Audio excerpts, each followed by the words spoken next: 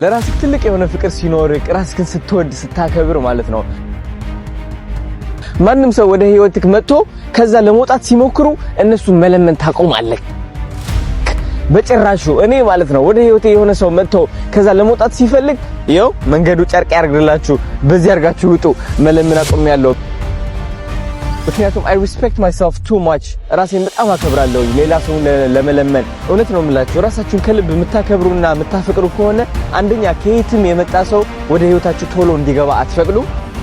ሁለተኛ ህይወታችሁ ላይ ያለ ሰው ለመውጣት ሲሞክር መለመን ታቆማላችሁ። ኢቭን እየተጎዳችሁም ቢሆን ለራሱ እነሱን ሰዎች መንገዱ ጨርቅ ያርግላችሁ ብላችሁ መሸኘትን ትማራላችሁ። ኢቭን እየተጎዳችሁ ማለት ነው። ስለዚህ ለራሳችሁ ፍቅርና ክብር ይኖራችሁ። ከዛ በላይ ምንም የለም። እዚህ ምድር ላይ ስትኖር ሰው ሳይሆን ራስ ነው ለራስ ያለው። ኢቭን ማንኛችንም ለብዙ ሰው ሁለተኛ ወይ ሶስተኛ ምርጫቸው ነው። ተረዳ ይወደኛል የምትለው ሰው ሁለተኛ ምርጫቸው። አንደኛ ምርጫ ራሱ ሰው አጠብቅ